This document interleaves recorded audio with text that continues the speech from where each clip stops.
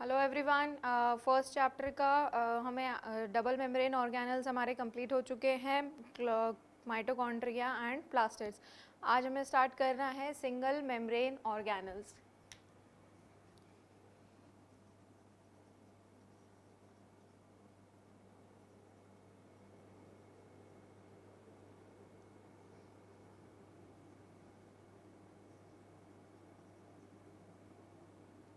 ठीक है, तो ये सिंगल मेम्ब्रेन ऑर्गेनल्स के अंदर कौन कौन सी चीज़ें आएंगी। सबसे पहला इसमें आएगा एंडोप्लाज्मिक रेटिक्यूलम।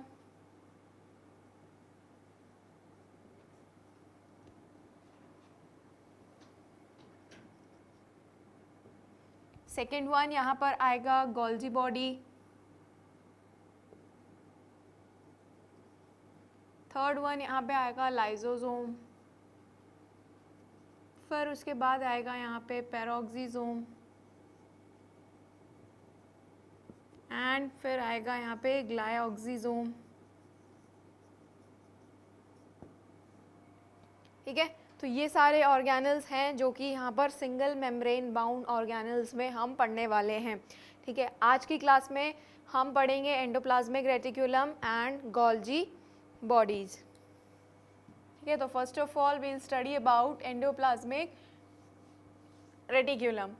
ठीक है, अब एंडोप्लाज्मिक रेटिक्यूलम को डिस्कवर किसने किया है? एंडोप्लाज्मिक रेटिक्यूलम को डिस्कवर किया है 3 साइंटिस्ट ने, जिनका नाम है पोर्टर, क्लाउडे एंड फ्यूलन।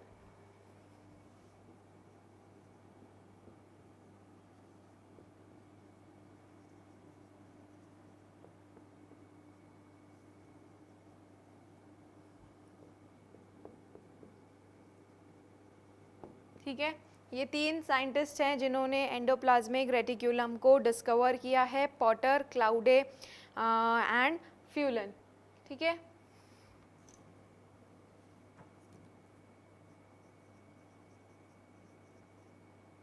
ये 3 साइंटिस्ट हैं जिन्होंने गोल्जी एंडोप्लाज्मिक रेटिक्यूलम को डिस्कवर किया था। ठीक है, जो एंडोप्लाज्मिक रेटिक्यूलम जो है ये हर एक सेल में मिलता है except in prokaryotes and in mammalian RBCs.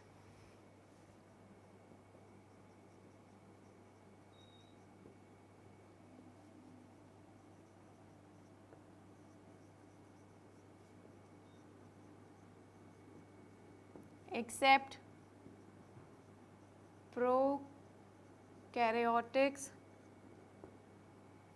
and mammalian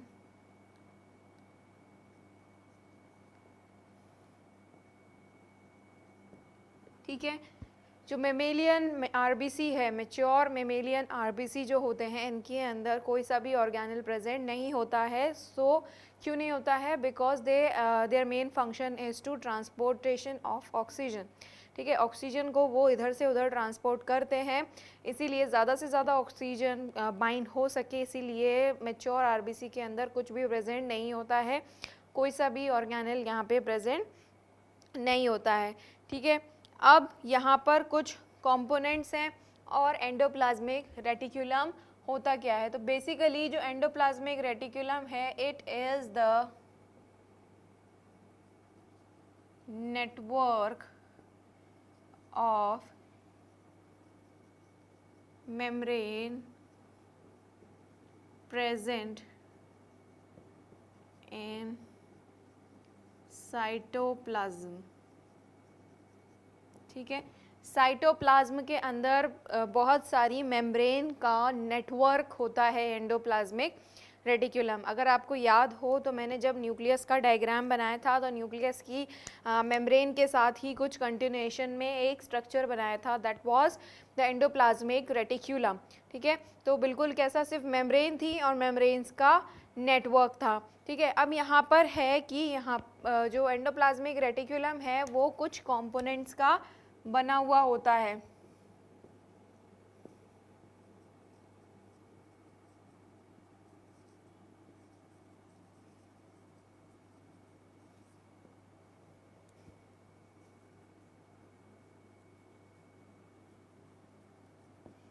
तीन कंपोनेंट्स हैं यहाँ पर, सिस्टर्नी,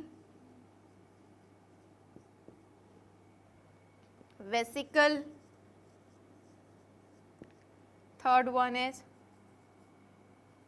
ट्यूब्यूल।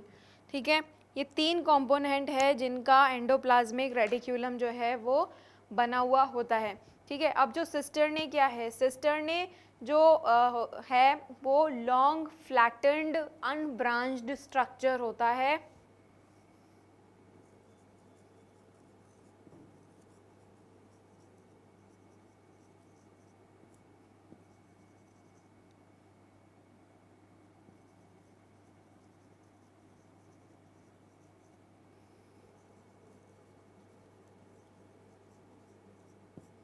इसका मतलब क्या है, लॉन्ग फ्लैटेंड अनब्रांच्ड स्ट्रक्चर इस तरीके का।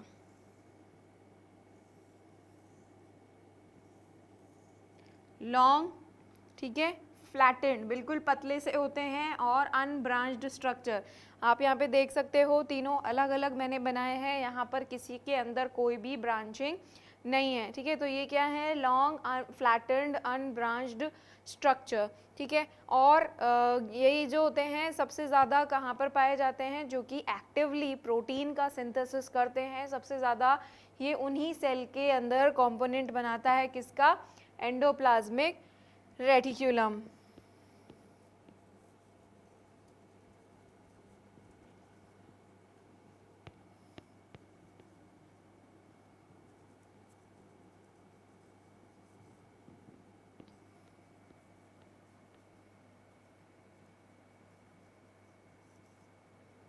Synthesising proteins. ठीक है, ये मोस्टली इनके अंदर प्रेजेंट होता है। Second one is vesicles. जो वेसिकल्स होते हैं ये होते हैं ओवल, स्फेरिकल, मेम्ब्रेन बाउंड,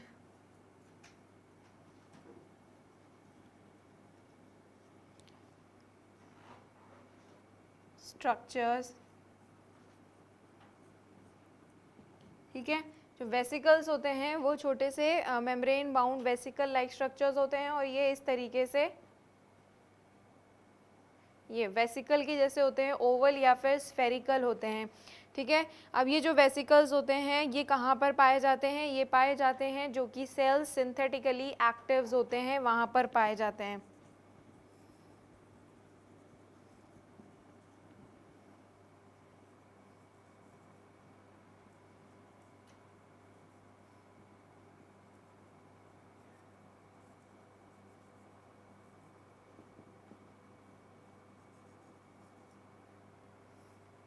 इसका मतलब ये है सिंथेटिकली एक्टिव का कि जो सेल्स सिंथेसिस ज़्यादा करते हैं, ठीक है, ये वहाँ पर ज़्यादा पाया जाता है। Cisternae, vesicles and tubules. ठीक है, तीन कंपोनेंट है यहाँ पर।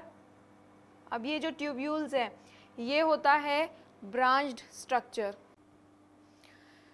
थर्ड वन जो है यहाँ पर वो है ट्यूब्यूल्स। ठीक है, ट्यूब्यूल्स क्या करते हैं, ये हैं स्मॉल, स्मूथ और ब्रांच्ड स्ट्रक्चर्स।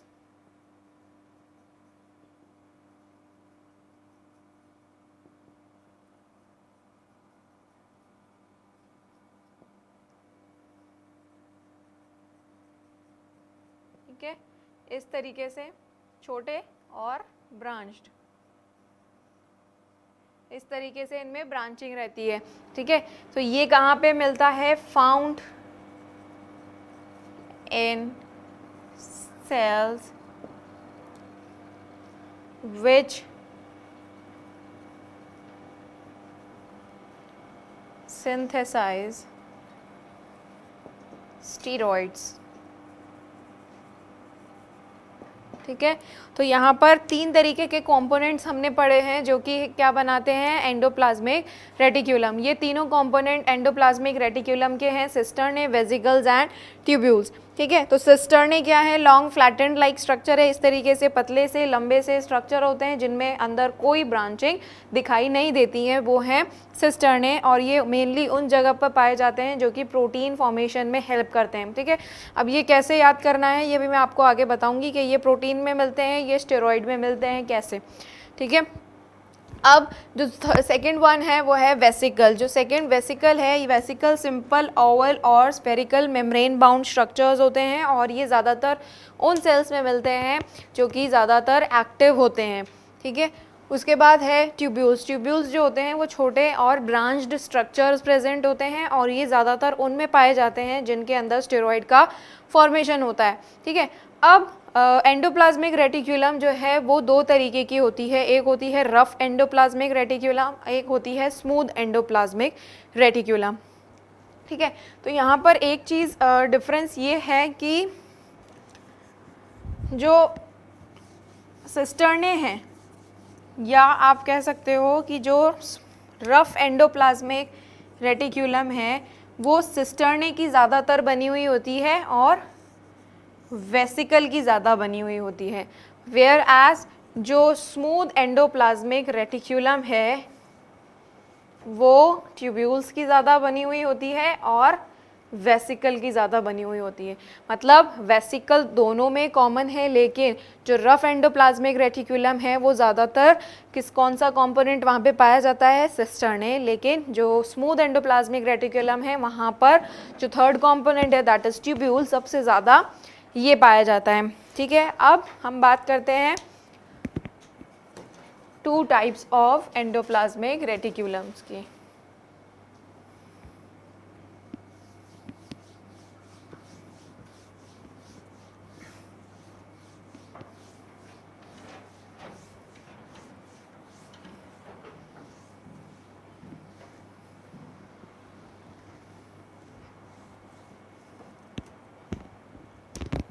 ठीक है, दो तरीके के एंडोप्लाज्मिक रेटिक्यूलम होते हैं, RER and SER. Now RER is rough endoplasmic reticulum and here is smooth endoplasmic reticulum, ठीक है।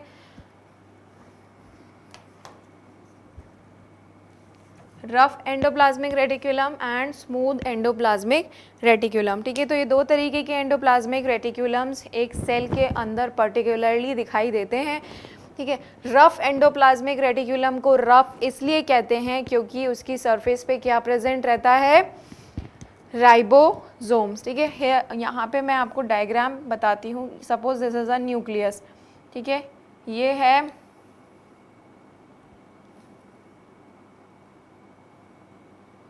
न्यूक्लियस की डबल मेम्ब्रेन,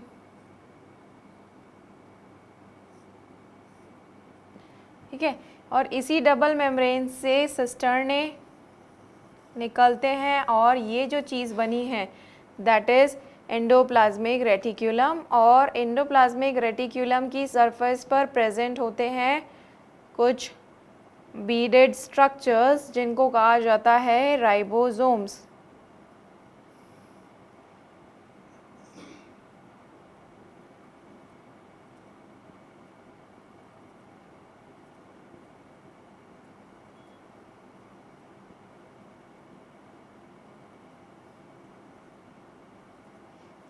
ठीक है।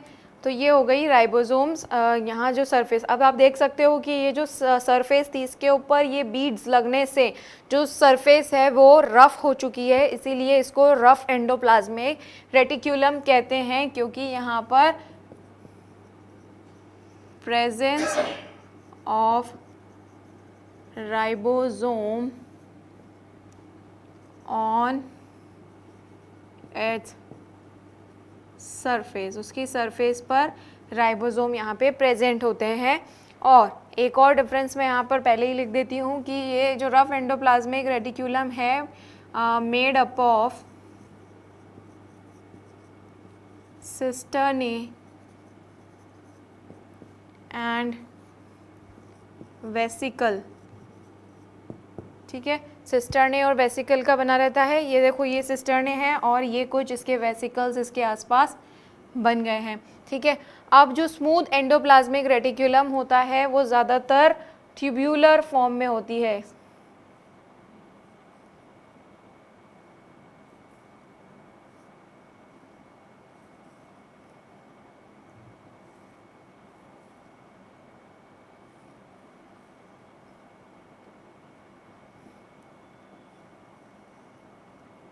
ठीक है, ये जो फॉर्म है that is smooth endoplasmic reticulum. ठीक है, this is rough endoplasmic reticulum and this is smooth endoplasmic reticulum.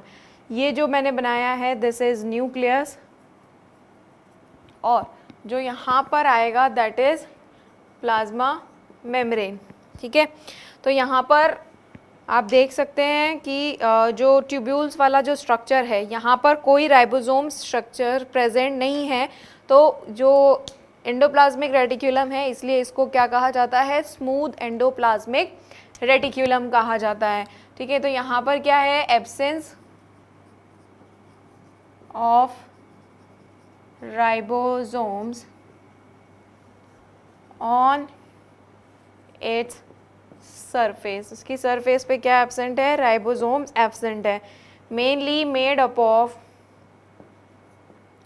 Tubules and vesicles. ठीक है, ज़्यादातर ट्यूब्यूल्स और वेसिकल्स का ये बनता है। ठीक है, अब आपको अगर डायग्राम याद है तो आप साफ साफ इनके बीच में डिफरेंस इजीली लिख सकते हैं। कैसे, देखो इसकी सरफेस पे राइबोसोम प्रेजेंट है, अपन ने लिख दिया। स्मूथ एंडोप्लाज्मिक रेटिकुलम के ऊपर कोई राइबोसोम प्रेजेंट नहीं है तो एब्सेंस ऑफ राइबोसोम हो गया। ठीक है, made up of cisternae and vesicle, ये देखो ये सिस्टर्ने हैं, वेसिकल ये रहे। इसी तरीके से स्मूथ एंडोप्लाज्मिक रेटिकुलम में ट्यूब्यूल्स ये रही, वेसिकल्स ये रहे। ठीक है, दो डिफरेंस तो इजी हो गए। थर्ड डिफरेंस यहाँ पर ही आएगा इनकी लोकेशन का। आप देख सकते हैं स्मूथ रफ एंडोप्लाज्मिक रेटिकुलम जो है वो नियर द न्यूक्लियस है, वेयर एज जो स्मूथ एंडोप्लाज्मिक रेटिकुलम है which is near to plasma membrane. तो rough endoplasmic reticulum found near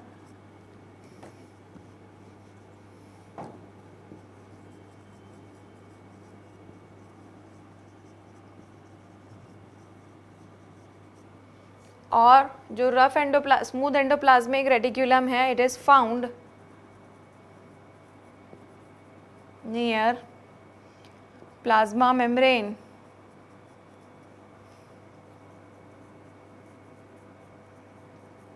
ठीक है, अब तीसरा डिफरेंस ये कि यहाँ पर जो रफ एंडोप्लाज्मिक रेटिकुलम है उसकी सरफेस पर क्या प्रेजेंट है, राइबोसोम्स प्रेजेंट है। और राइबोसोम्स क्या करते हैं, प्रोटीन का सिंथेसिस करते हैं। तो एंडोप्लाज्मिक रेटिकुलम का फंक्शन क्या हो गया, helps in synthesis of proteins. ठीक है, और जो रफ स्मूथ एंडोप्लाज्मिक रेटिकुलम है, स्मूथ एंडोप्लाज्मिक रेटिकुलम कहाँ पर, यहाँ पर कोई राइबोसोम्स प्रेजेंट नहीं है, तो ये क्या करेगी, ये करेगी लिपिड के सिंथेसिस में help,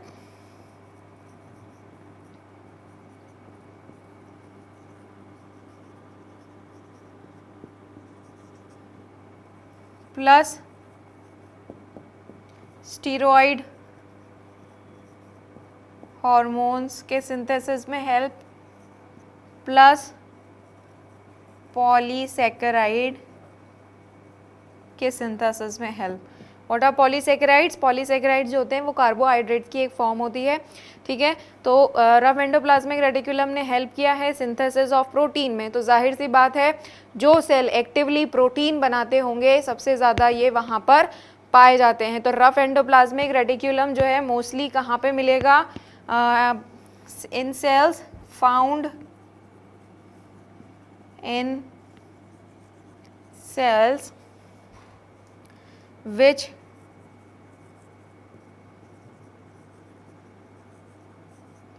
actively forms proteins like nerve cell।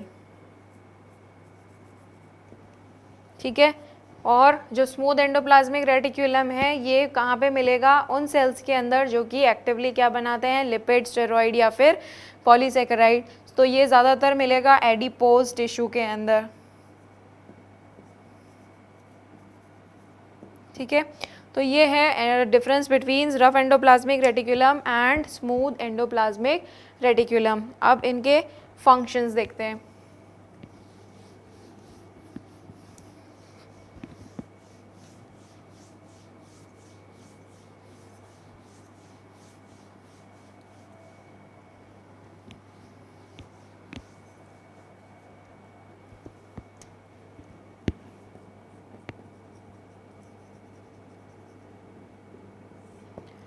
अब एंडोप्लाज्मिक रेटिक्यूलम क्या कर रहा है, एक तरीके से देख रहे हो आप, न्यूक्लियस से स्टार्ट होकर प्लाज्मा मेम्ब्रेन तक जा रहा है, तो एक तरीके से ये इंटरनल फ्रेमवर्क बनाता है सेल का, ठीक है। Internal support to the provide internal support to matrix that is cytoplasm, ठीक है।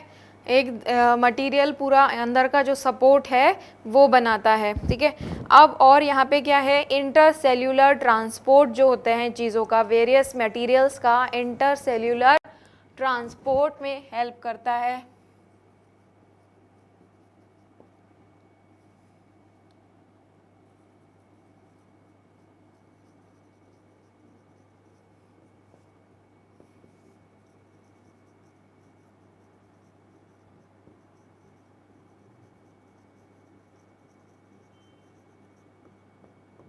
ठीक, उसके बाद हेल्प्स इन प्रोटीन सिंथेसिस,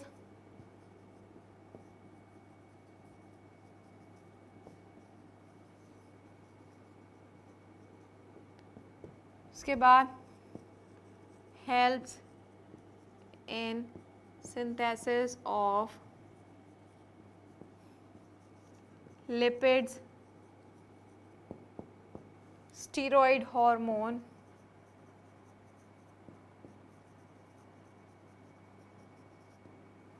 ठीक है।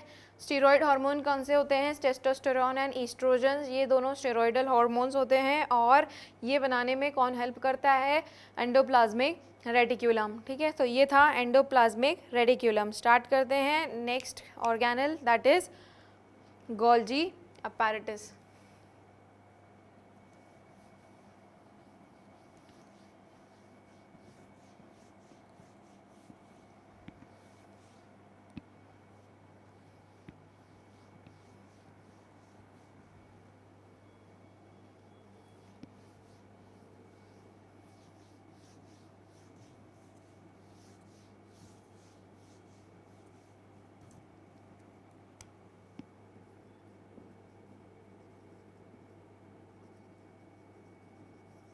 गोल्जी बॉडी या गोल्जी अपैरेटस, ठीक है, इसको डिस्कवर किया है कैमिलो गोल्जी ने, ठीक है। कैमिलो गोल्जी ने गोल्जी अपैरेटस को डिस्कवर किया है। अब ये जो गोल्जी अपैरेटस होते हैं ये भी यहाँ न्यूक्लियस के पास में, जैसे ही यहाँ से एंडोप्लाज्मिक रेटिक्यूलम यहाँ से निकल रही है सपोज, तो गोल्जी बॉडी का जो लोकेशन है it is always like this,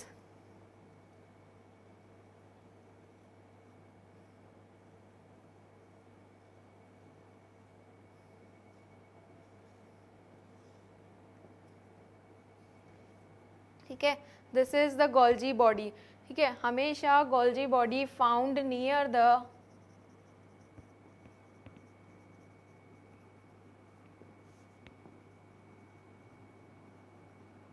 ठीक है, हमेशा न्यूक्लियस के पास में मिलता है और हमेशा इसी शेप के अंदर ये न्यूक्लियस के पास मिलेगा। Suppose this is a nucleus, तो ये हमेशा इस तरीके से ही न्यूक्लियस के साथ में मिलेगा, ठीक है। This is the convex part and this is the concave part, तो convex part is always towards the nucleus, ठीक है। तो ये जो इसका कॉन्वेक्स पार्ट है that is known as cis face and this is concave part is known as trans face, ठीक है। अब यहाँ पर होता क्या है, कोई भी मटेरियल एंडोप्लाज्मिक रेटिक्यूलम से वेसिकल में पैक होकर गोल्जी बॉडी के अंदर आता है, यहाँ पर ये पूरा फ्यूज़ होता है, ये वेसिकल है यहाँ पे फ्यूज़ होगा, ठीक है। और फिर यहाँ से ये पूरा वापस से जब ये यहाँ पर पैक्ड हो जाएगा, मैच्योर हो जाएगा, और यहाँ से ही ये पिंच्ड ऑफ होकर वेसिकल एंडोप्लाज्मिक रेटिक्यूलम से आया हुआ मॉडिफाई होकर यहाँ पर और पैक होकर कॉम्प्लेक्स होकर यहाँ से बाहर निकल जाता है, ठीक है। तो गोल्जी बॉडी जो है ये भी found in all eukaryotic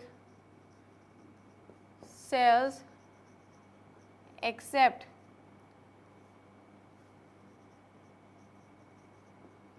mammalian RBC and absent in prokaryotes.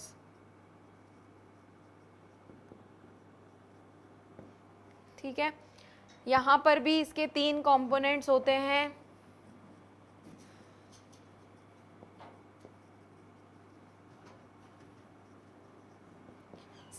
same as of endoplasmic reticulum, that is cisternae,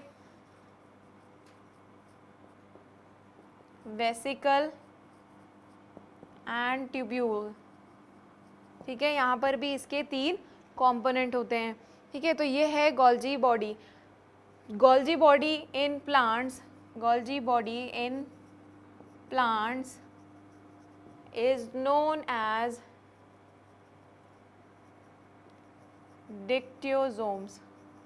ठीक है, प्लांट के अंदर जो गोल्जी बॉडी होती है उनको डिक्टियोजोम कहा जाता है. एक और यहाँ पर एक इम्पॉर्टेंट कैरेक्टरिस्टिक्स है गोल्जी बॉडी का कि ये क्या होते हैं, प्लियोमॉर्फिक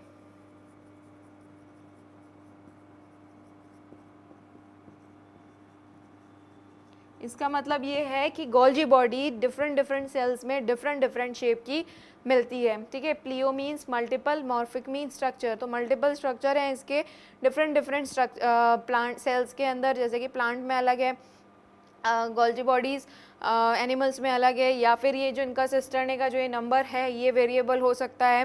ठीक है, तो ये सब चीज़ें जो हैं इसलिए इसको क्या कहा गया है, प्लियोमॉर्फिक कहा गया है. ठीक है, अब इसके बाद यहाँ पर हम डिस्कस करते हैं फंक्शंस ऑफ गोल्जी बॉडी.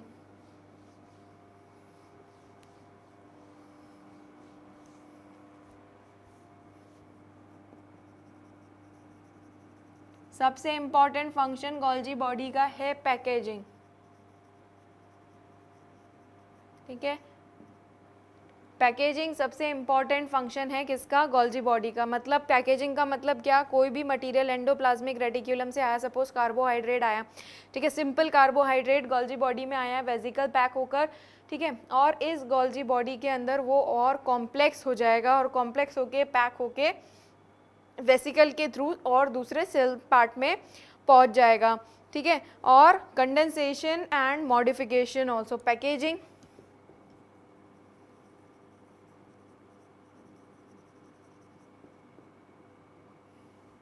ठीक है, या आप इसको ऐसे लिख सकते हैं, पहले सबसे पहले ये क्या करेगा, मॉडिफिकेशन करेगा, फिर उसके बाद मटेरियल्स को पैक कर देगा. ठीक है, ये सबसे इम्पॉर्टेंट फंक्शन है गोल्जी बॉडी का. दूसरा इसका फंक्शन है, it helps in the formation of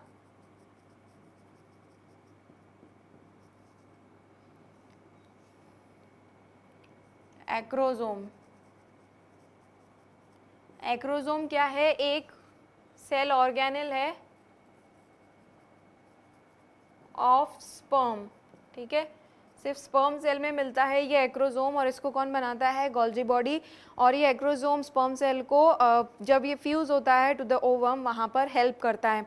ठीक है, तो ये बनाता है एक तो एक्रोजोम, मॉडिफिकेशन एंड पैकेजिंग. तीसरा इसका फंक्शन है, it forms the lysosomes.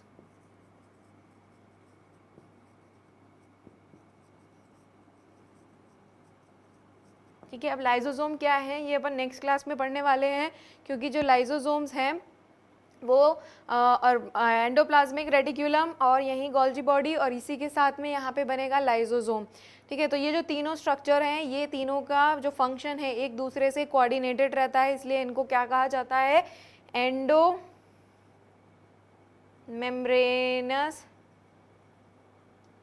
System. ठीक है, इनको कहा जाता है एंडोमेम्ब्रेनस सिस्टम. तो ये किस में हेल्प करता है, गोल्जी बॉडी, यहीं से ही एक वेसिकल पैक होके जो निकलता है that is known as lysosome. ठीक है, उसके बाद ये क्या करता है, synthesis of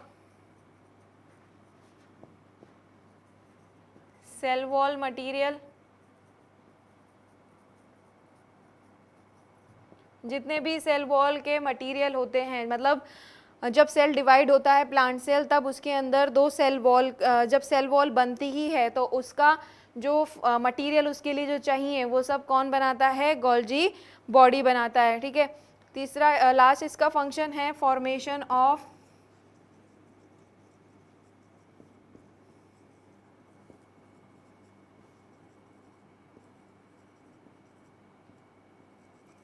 plasma lemma. Plasma lemma क्या है, प्लाज्मा मेम्ब्रेन ही है जिसके फॉर्मेशन में भी गोल्जी बॉडी हेल्प करता है। ठीक है, उसके बाद है यहाँ पर फॉर्मेशन ऑफ सेल प्लेट।